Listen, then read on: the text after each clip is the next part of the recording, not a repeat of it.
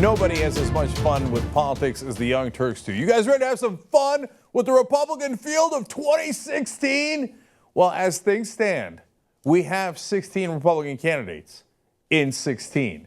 What are we going to do? Not make brackets? There they are. Of course we're going to make brackets. So we're calling it the Freak 16. And in order to do this, we're going to do it in a couple of segments here. The first one, we're going to have to give them rankings, right?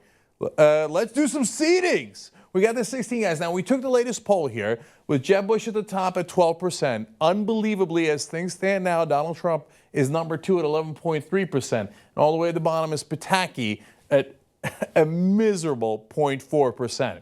But I don't trust this poll. I'm not going to go with this poll. Not that it's not right at this time, but this is not the correct rankings for the Republican field and their chances of winning. So I'm going to do the seeding here, and we're going to kick off the proceedings. So we'll go back in backwards order. So coming in at number 16, the person with the least likelihood of success, Bobby Jindal.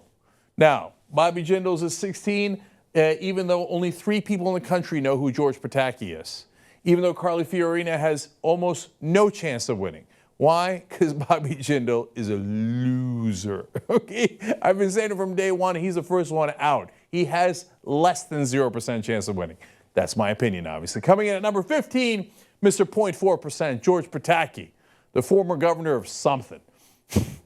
You know where it is. Well, actually, you probably don't. It's New York. Okay, coming in at number 14, who also has no chance, but brought to you by the military-industrial complex, Lindsey Graham. Hey, all right. Way to show up there. Now, all these guys, believe it or not, are actually lower than the guy at number 13, who's Rick Santorum. Now, I put him at 13 above the other guys because he finished second technically last time around.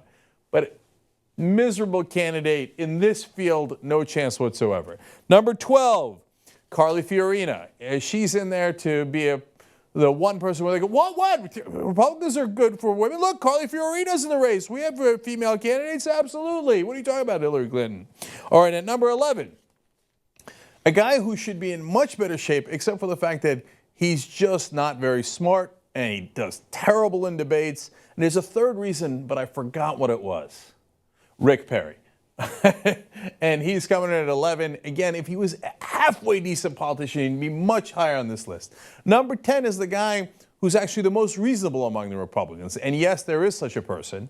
And no, it is not Jeb Bush. And a guy who actually has a decent track record, which is unbelievable for a Republican politician to actually show success. But it's John Kasich. He's actually done an interesting job in Ohio. If the world was just, he would be much higher. I think he could be competitive, unlikely to win, very little name recognition, really hasn't showed up too much so far in the national contest in terms of the media, but he is an interesting candidate. He's much better than the rest of them. Now we're getting into candidates that a lot of people have talked about, and if you're going to go to that, you're going to go to Donald Trump. He's number 9 in my brackets. Come on, is Donald Trump going to be president of the United States? I mean, all of our heads would explode. Of course that's not going to happen. But I feel so bad for Kasich that he doesn't have as good a chance as Trump. Trump is polling at number 2. Yes, he comes in at 9. And number 8 is another guy who's polling really well, who also has no chance of being president. But I don't know. Look at this. He's sitting at number 3 right now at 10.7%. I'll give him his due. And he also has said 2 things that are reasonable. Everything else is a disaster. But Dr. Ben Carson, I'm going to put it at an 8 seed, which means that Trump and Carson are going to face off in the first round. Oh, that's going to be awesome. Okay, we'll get to that in a minute. Now, number 7, our old friend Mike Huckabee. Now, you might think, look, this guy has been among the most virulent against most of the people in the country.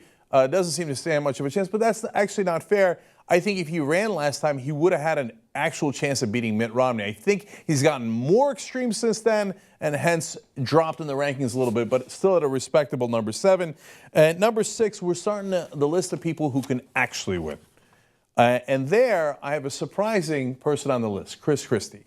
He's been rocked by scandal, and a lot of people have counted him out, but I wouldn't. I don't believe anything he says, but he is a savvy politician. I know he got caught in all those scandals, but that's because he's shameless. And the more shameless you are, the better chance you stand in politics, let alone the Republican Party. I'm telling you now, don't count on Christie. All right, now number 5, we're going to go with Ted Cruz.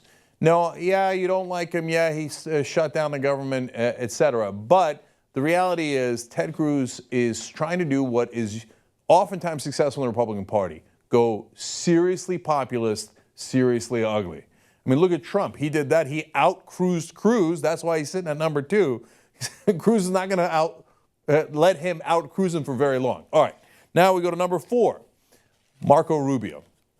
Marco Rubio is sitting at number 4, both in the polling and among mainstream media pundits. But that has a real effect because that keeps his name in the news a lot more. He's, in my opinion, actually has a decent chance of getting the VP slot. I'd be really surprised if he won it overall, but he does make the Final 4 because of all the things he's doing right so far. Okay, now, I think in the final 3, you have guys who do have a significant chance of winning the nomination. Coming in at number 3, Scott Walker. Now, Scott Walker's got a lot of Sheldon Adelson money. He's also got a lot of Koch Industries money. That's a lot of money. And he's got a good polling. He's doing well in the Republican base. He cracked the unions. They love that on the Republican side. And he's got a real shot at winning the nomination here. Okay, now number 2, I'm putting Rand Paul at number 2. So I don't know if some will find that controversial. I know a lot of people think, oh, Rand Paul, libertarians, no chance. No, the country's angry, man. They're looking for a populist, and they're looking for someone who is outside the mainstream.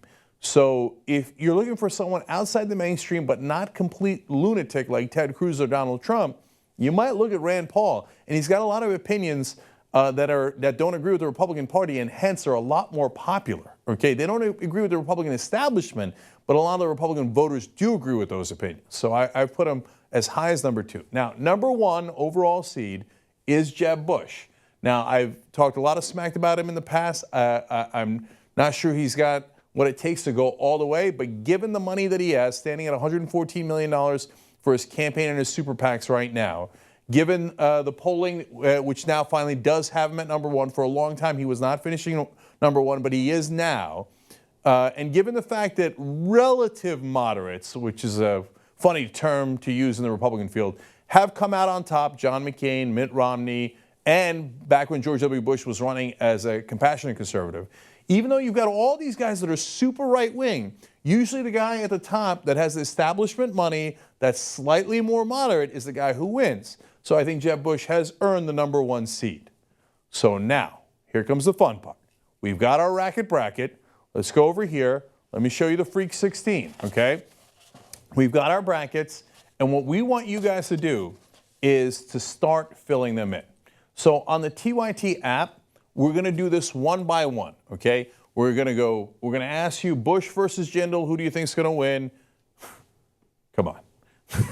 Now, of course, we know that in the real world, Bush and Jindal are not actually going to go into the octagon and fight it out. But who do you think is going to drop out first? Who do you think is more likely to win? So that's what you're basing your vote on. Carson versus Trump is going to be a thriller in the first round.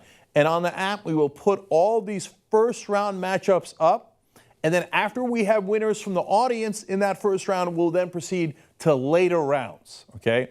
Now, I have already done my brackets, and in the next video that we do in this series, I will show you both the audience's picks and my picks, and then we'll see who's right. So everybody get ready to have fun. It is the Freak 16, and it's on. Let's see who you think is going to win in the Republican field.